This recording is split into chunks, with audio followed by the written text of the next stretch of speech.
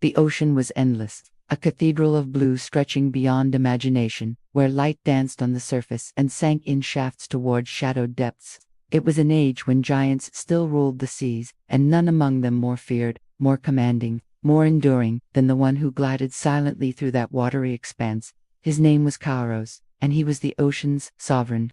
Kauros was vast, a mountain of muscle and teeth cloaked in sleek power. His body carried the wisdom of millions of years of predators that had come before him. He did not need to understand words to know dominion. It lived in his marrow. It pulsed through the beat of his colossal heart. Around him the ocean bent to his presence. Fish scattered, sharks yielded, whales altered their migrations. He was both terror and awe, the unchallenged shadow beneath the waves.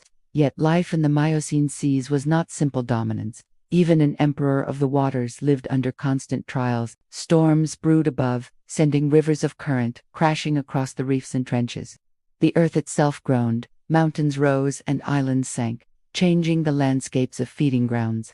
And though Kauros towered over most, he was never alone. Competitors prowled the seas. Swift makos, clever raptorial whales, the elusive giant squid that haunted the ink-dark deep. Each encounter reminded him of the precarious thread on which even the greatest predator's rule was hung. Hunger was his guide, as primal and commanding as the moon that pulled the tides.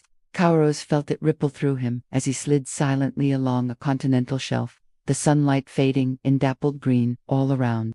His eyes, enormous and keen, caught the flicker of movement in the distance. A pod of ancient whales, Squalodon, smaller than the leviathans that would one day come, yet rich with meat and fat. The pods swam together, weaving their songs into the water, their echoes filling the sea with a tapestry of sound. To Kauros they were pulses of life, vibrations carried through his body by the ocean itself. He did not rush. Patience was the artistry of ambush. His vast form moved with deceptive grace, each sweep of his tail a thunderous engine masked in silence. He sank lower, into the twilight beneath them, until their bellies floated above him like silhouettes etched against the sunlit surface. Hunger surged, but he mastered it, holding it back until the perfect moment. Then he arose. The sea exploded.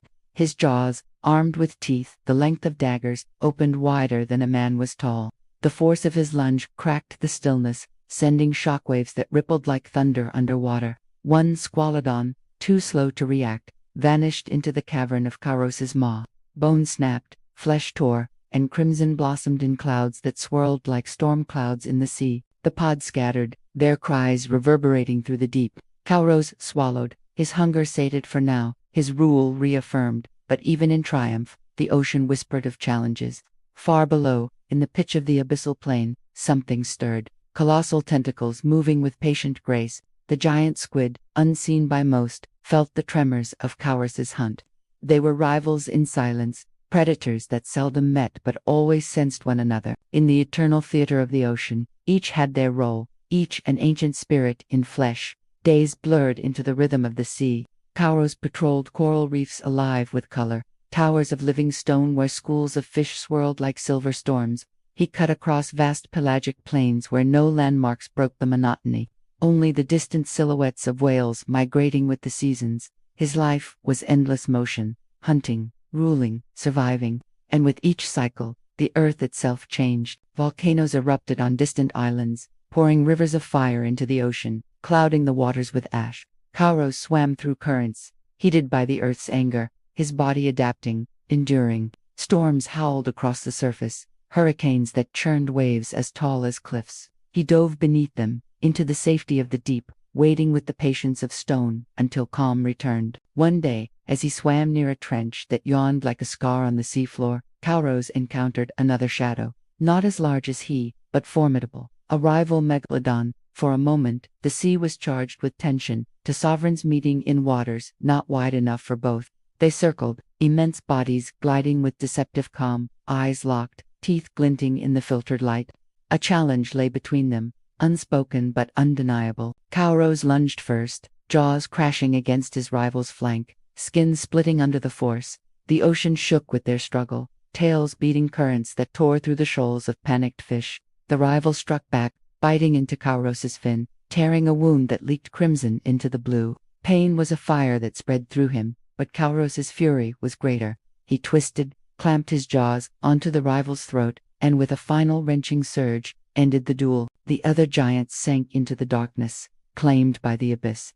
Exhausted but unbroken, Kauros drifted. He bore his scars with grim majesty, proof of his reign carved into his flesh. He healed, as the ocean always heals, carrying forward with the relentless momentum of survival. Seasons shifted. The ocean's bounty grew leaner in places, richer in others. Pods of whales changed their routes, following prey of their own. Kauros ranged farther, traversing entire oceans. He passed coasts where forests met the sea, their roots tangled in brine. He moved through archipelagos where volcanic smoke curled into the sky. He crossed trenches that seemed bottomless, the pressure immense, yet his colossal form never faltered, and still, threats emerged. A jagged spear of lightning split the surface one night, striking so close the ocean boiled. Kauros felt the vibration echo through his body, a reminder of forces even he could not challenge. Another time, humans appeared, small, fragile, insignificant, yet wielding tools that pierced the water. They were new, their scent strange, their presence unsettling. Kauros watched them from the shadows, curious but cautious, for even the greatest hunter knows when not to strike. Yet for all the trials Kauros endured, his patience was unmatched, his hunger controlled, his dominance secured not by endless violence but by mastery of silence, of timing, of presence. He was not merely a killer, he was balance, the deep's reminder of nature's eternal law. As years rolled into decades, and decades into centuries, the world shifted. The climate cooled, seas retreated, coastlines changed. Whales grew larger, faster, more elusive. Kauros swam farther, hunted harder. The whispers of extinction crept through the currents like a distant storm. Yet even as change pressed against him, he endured. One final time, Kauros rose from the abyss toward the sunlit waters. The sea was calm, painted gold by the setting sun above. He moved with effortless power, his massive form casting a shadow so vast it seemed the ocean itself was alive. Around him, smaller fish parted like worshippers before a god. His eyes, ancient and unblinking, caught the shimmer of the horizon where sky met water. There, for a heartbeat, Kauros was eternal. Not just predator, not just survivor, but legend. The ocean held his memory in every current, in every storm, in every creature that would follow. He was the spirit of the deep, the embodiment of strength and endurance, a reminder that even in silence, majesty reigns. And as he sank again into the endless blue, the ocean embraced him, its sovereign, its shadow, its eternal Kauros.